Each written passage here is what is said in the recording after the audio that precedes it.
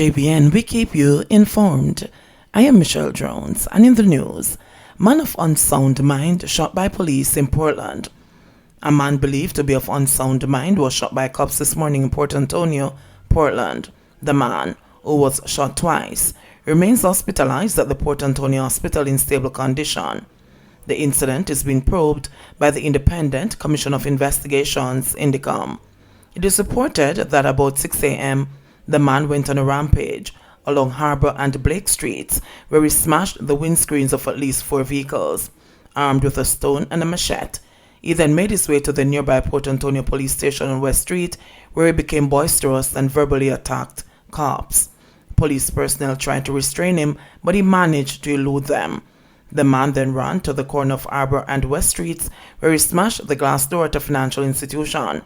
He continued down the road and was confronted by cops who instructed him to surrender and to drop the stone and machete. He refused and reportedly advanced towards one of the cops. Explosions were heard and the man was seen on the ground suffering from gunshot wounds. He was then taken to hospital.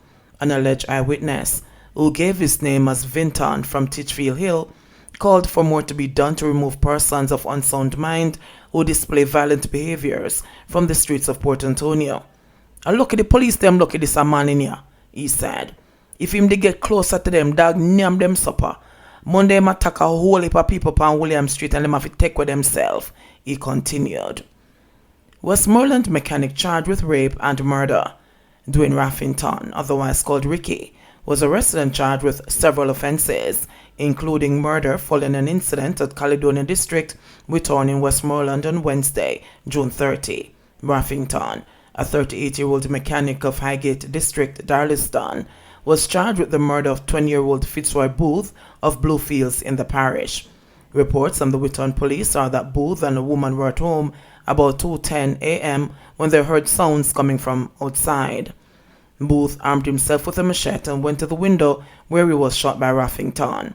According to the police report, Raffington then had sexual intercourse with the woman against her will. The police were called, and on their arrival, Booth was seen with gunshot wounds to his upper body. An investigation was launched which led to the arrest of Raffington at his home a few hours later. He was subsequently charged on Monday, July 5, after he was positively identified by the woman. Raffington has been charged with murder, rape, abduction, grievous sexual assault, and burglary. Biker killed in St. Anne crash, car driver on the run. The police are searching for a driver of a brown Toyota Corolla involved in a crash that left a motorcyclist dead in St. Anne on Monday. The deceased biker has not yet been identified. An officer on the scene said that the motorcyclist was traveling towards Trelawney when the car, which was traveling in the opposite direction, struck the biker from his vehicle. The incident occurred shortly after 8:30 a.m. in the vicinity of Old Folly Road. Alleged eyewitnesses said the motorcyclist, believed to be in his late 30s, unsuccessfully attempted to avoid the car as it sped towards him. The biker, who was clad in a brown t-shirt and a pair of shorts, according to the eyewitnesses, was rushed to the nearby hospital by an ambulance provided by the Noranda Bauxite Company. He later died. The driver of the Toyota Corolla fled the scene before officers arrived. Man gets 18 years for chopping children. A man who brutally attacked 2 sisters, ages 11 and 13, with a machete, was sentenced to 18 years in prison in the St. Catherine Circuit Court. He is Timothy Tulloh, a 25-year-old laborer of Marley Acres in Old Harbor, St. Catherine. In handing down the sentence on July 2, Justice Courtney Day told the accused that his actions were premeditated and that the prison term should reflect the gravity of the crime. The judge then ordered that Tulloh served 9 years hard labor on each count of wounding with intent. Justice Day ruled that the sentences run consecutively, so Tulloh will serve 18 years behind bars. The facts of the case are that on February 24, 2020, Tulloh chopped the complainants repeatedly following an earlier dispute. Tulloh reportedly attempted to assault the 13-year-old when her 11-year-old sister intervened. In retaliation, he chopped both children several times. The complainants were discovered severely injured inside the house by their mother and stepfather. They were taken to the Spanish Town Hospital where they were treated. The matter was reported to the Old Harbor Police and an investigation resulted in Tulloh being charged with wounding with intent. Tulla was represented by attorney-at-law Sanjay Smith. Businesswoman charged with alleged role in St. Mary drive-by murder. A woman has been slapped with charges stemming from her alleged role in a recent drive-by shooting in Boscobel, St. Mary that left a female teen dead and 2 other persons nursing injuries. Latoya Wilson, 31-year-old businesswoman of Capture Land in Boscobel in the parish, has been charged with murder, conspiracy to murder, wounding with intent, and illegal possession of a firearm. The charges stem from the shooting death of 19-year-old Nicole Marshall of Capture Land in Boscobel. According to police sources, the shooting incident stemmed from an incident in which one of Marshall's close female relatives allegedly wounded a man during a dispute on Saturday, June 26. The female relative of Marshall was taken into police custody. Further reports are that Wilson allegedly pointed out Marshall to men who later went to the Capture Land area to find the now deceased teen and other relatives of hers. According to the St. Mary police, about 8:30 p.m. last Saturday, Marshall was among a group of people in the community when a white motor car was driven up, from which 2 men alighted and opened gunfire, hitting 3 people. The gunmen then fled the area in the car. The injured people were assisted to hospital, where Marshall was pronounced dead and the others were treated. Police investigators are continuing their search for the suspected triggermen. $800 million flood bill. Flood damage in at least 6 parishes swamped by rains unleashed by the diverting tropical storm Elsa has been preliminary billed at $800 million, but that figure is set to mount as more comprehensive reports stream in, highly placed government sources have revealed. That price tag is lower than the more than $8 billion in devastation wreaked by the double assault of Eta and Zeta in October and November 2020, which caused colossal damage to the nation's roads and farms.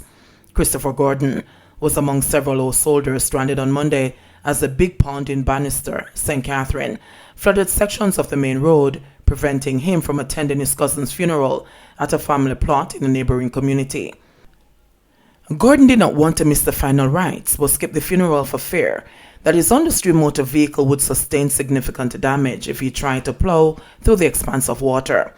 That dismay was even more emphatic because Jamaicans have been barred from hosting funerals because of COVID-19 gathering restrictions that have taken an emotional toll on hundreds of families. That ban was only relaxed on July 1. I feel disappointed, especially since this has been so for decades. From when I was a child, every time we have heavy rain, most times we see people we have to cross on boat. And recently we see them dig out the whole year and see them solve the problem. But we see this come back again and black again, so you have to wonder what them do, he asked. National Works Agency, NAA Communication and Customer Service Manager Stephen Shaw said $20 million was spent earlier this year to create a higher embankment and for drainage works. But despite that investment, the pond still overflowed from the downpour associated with Tropical Storm Elsa, which passed northeast of the island on Sunday. Shaw said that no commitments had been given that the works would prevent flooding, adding that the agency could only seek to mitigate the effects of acts of nature. He believes that the devastation in Big Pond would have been worse had the excavation not been done. There have been mixed views from residents on whether the works, completed in March, have impacted the flood risk that has haunted the community for years. Some householders expressed shock at how quickly they were marooned on Sunday, arguing that it would usually take several days of rain for flooding of that scale. People are coming not expecting this, said Ricardo Banner, who stood along the roadway with other men diverting motorists onto the premises of a business place to avoid stalling in the water. Banner said he and other residents had watched as several cars got stuck trying to brave the flooded roadway. The drowning of an elderly resident about 5 years ago is still fresh in their minds. In another section of the community, residents reported some improvements, saying that they have been marooned in the past for as long as a week. However, they had hoped that the excavation works by the NAA would have eased the recurring flood nightmare. But Shaw said nothing could be done until the flood waters receded naturally. He said that more work is on the cards for the area. There is an intention to do some dredging in the location, and even then, I cannot give anybody any assurance to say that we won't see flooding, but it depends on several factors, to include the intensity of the rainfall, he said. 50 new COVID cases, 2 more deaths. 15 people tested positive for COVID-19 in Jamaica on Monday, while the country recorded 2 more virus-related deaths in the 24-hour period. This pushed the total number of confirmed cases on the island since the outbreak to 50,404 and the confirmed deaths to 1,096. The new cases comprise 10 females and 5 males with ages ranging from 9 to 73 years. According to the Ministry of Health and Wellness, 6 of the cases were recorded in Kingston and St. Andrew, 5 in Westmoreland, and 1 each in St. Catherine, St. James, St. Mary, and St. Thomas. Meanwhile, a 38-year-old female from St. Anne and a 62-year-old female from St. James were the virus's latest victims. One of the deaths was previously reported under investigation. Another death was also reported under investigation on Monday. The ministry further reported 1,095 new recoveries, which pushed the total recoveries to 33,699. There are 15,245 active cases on the island. JBN, we keep you informed. Please remember to subscribe, like, share, leave us a comment, and click the notification bell to receive our daily news items.